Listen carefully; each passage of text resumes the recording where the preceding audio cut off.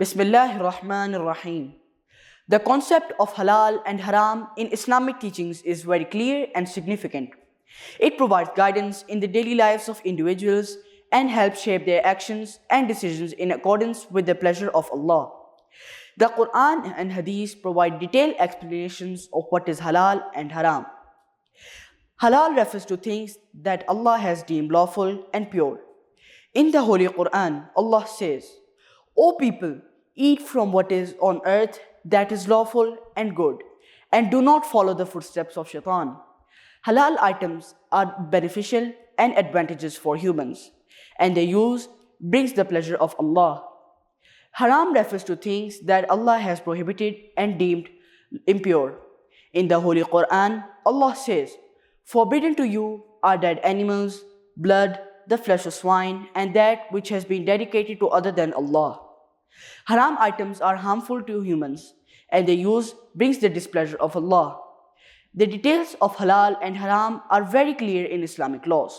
For example, halal food and drink are those that are pure and wholesome, such as vegetables, fruits, and animals slaughtered in the Islamic way. Haram food and drink are those that are impure or prohibited by Allah, such as pork, carrion, and alcohol. The modern scientific research also supports these Islamic teachings. For example, the prohibition of eating pork is backed by many scientific facts. Pork can be affected by a parasite called trichina, which is extremely harmful to human health. The presence of the trichina parasite can lead to a dangerous disease called trichinosis, which causes muscle pain, fever, and other severe health issues.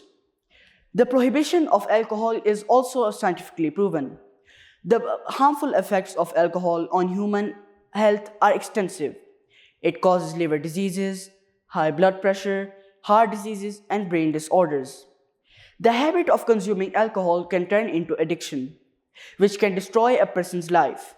In the Holy Quran, Allah says, "O you who have believed, indeed, intoxicants, gambling, stone altars, and divining arrows are but defilement from the work of shaitan. So avoid it that you may be successful." The concept of halal and haram is also very important in business and trade. Halal trade is based on honesty, justice, and mutual consent.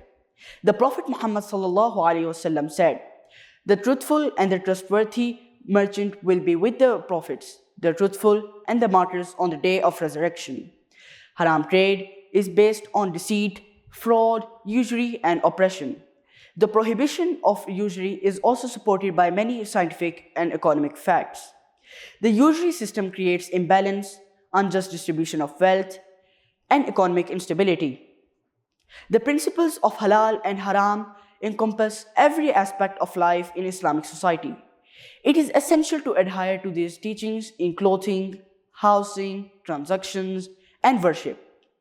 Halal clothing is that which covers appropriately and conforms to the principles of modesty, while haram clothing is impure or incites immodesty and sedition. Observing the principles of halal and haram brings blessings and peace into a person's life. These principles improve not only an individual's personal life, but also have a positive impact on society at large. The use of halal items keeps a person physically and spiritually pure, while the use of haram items causes physical and spiritual harm. Islamic history is replete with examples of adherence to the principles of halal and haram. One famous incident is that of Abu Bakr Siddiq radiyallahu anhu, who once drank milk provided by a slave that was acquired through unlawful means. Upon learning this, he immediately induced vomiting to ensure the milk did not remain in his body. May Allah grant us the understanding of the principles of halal and haram and the ability to follow them. Ameen.